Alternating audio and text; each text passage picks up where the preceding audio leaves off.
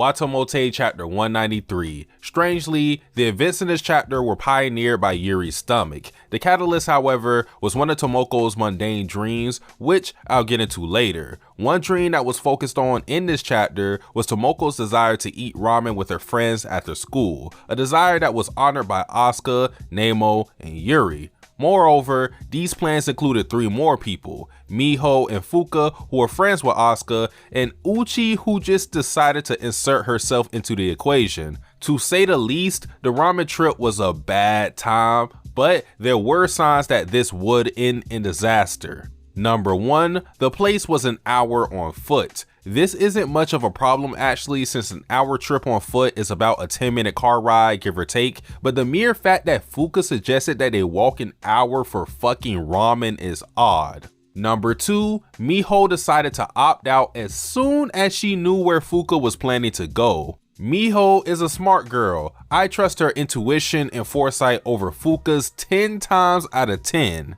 And finally, number 3, Fuka recommended this place. This is the same girl that got called a moron by Miho and Reina of all people. If Fuka gives you her suggestions, thoughts, or opinions, the correct move to make is to gently throw it in the trash where it belongs. Whenever Fuka has an idea, treat it like whenever Dutch from Red Dead Redemption 2 has a plan.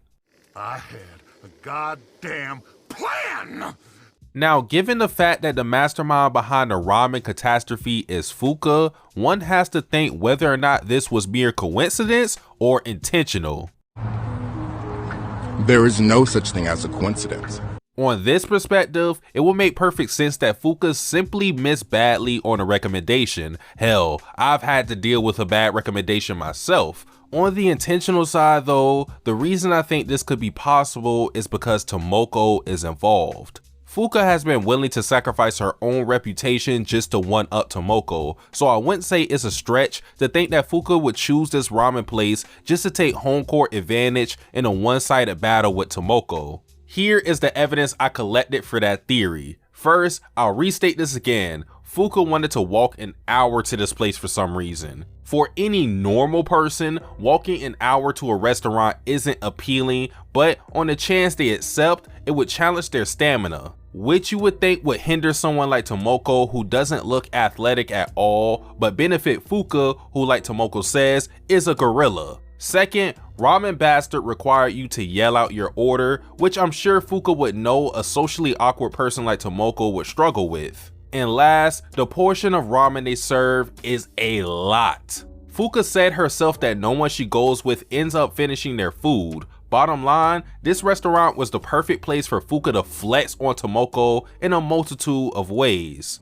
Even in saying all of this though, I think Fuka genuinely just fucked up purely because she didn't brag to Tomoko. Fuka isn't one to keep her victories over Tomoko to herself, so that's why I don't think the bot suggestion was an elaborate way for her to dunk on Tomoko, but it is an interesting thought. Shifting characters, Asuka in this chapter showed that having a beautiful soul can lead to disgusting events, and that disgusting events can lead to beautiful moments. The big ass bowl of ramen was wreaking havoc against the humans, but because Asuka wanted to be considerate of Fuka and Tomoko, she pushed through to finish it all. The end result, Asuka hugging a toilet seat and expelling the ramen out of her body during halftime. Luckily for Asuka though, her disheveled look was a hit, as she refuses to be ugly under any circumstances. On Yuri's side, she gets seated in a secluded area like she was in timeout, suffering in silence while eating her abyssal bowl of ramen. Now, Tomoko comments about Yuri being stuck with the loner seat and says she's probably not bothered by it, but I disagree with that assessment. Sure, Yuri isn't one to make a big fuss out of things like this, but a central part of her character is her attachment to her friends. I think Yuri wouldn't mind the ramen place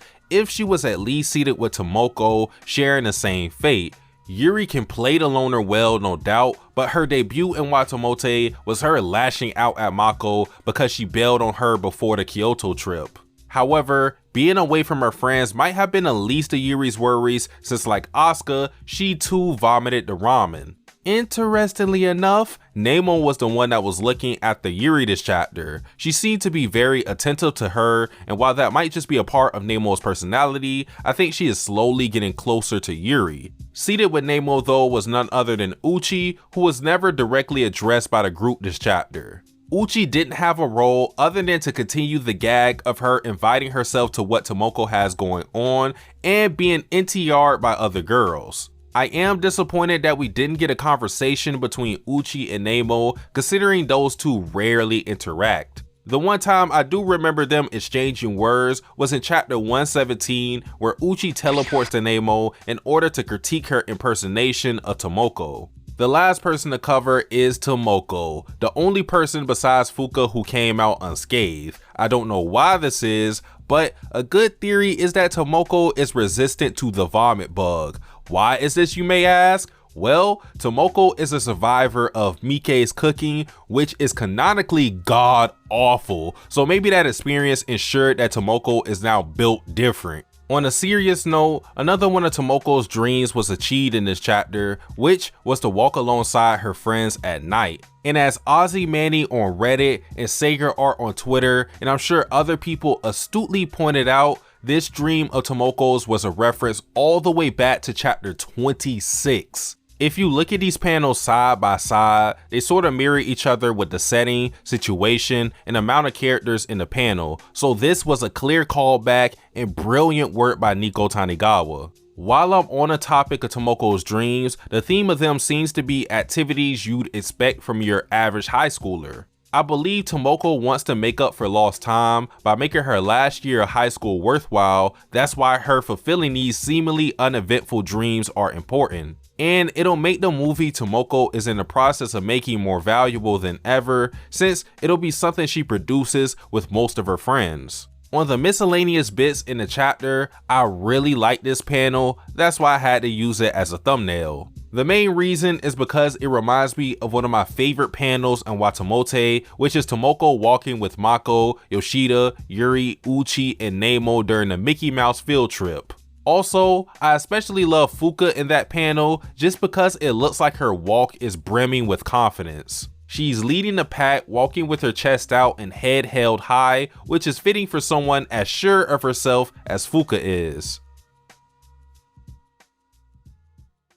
My people, this video is coming to a close. There wasn't that much substance to talk about this chapter at length. Hopefully next chapter we'll have a lot more to talk about. But guys, that is it for me. I am Satsuki the Savage. Like, comment, subscribe. I am out. Tasting your soul, you're not in control, just giving you goals. Scared of your past, the future is closed. The start is the end is a start. They both are the same, can't tell them apart. Nigga, that's cuz the intro is the outro.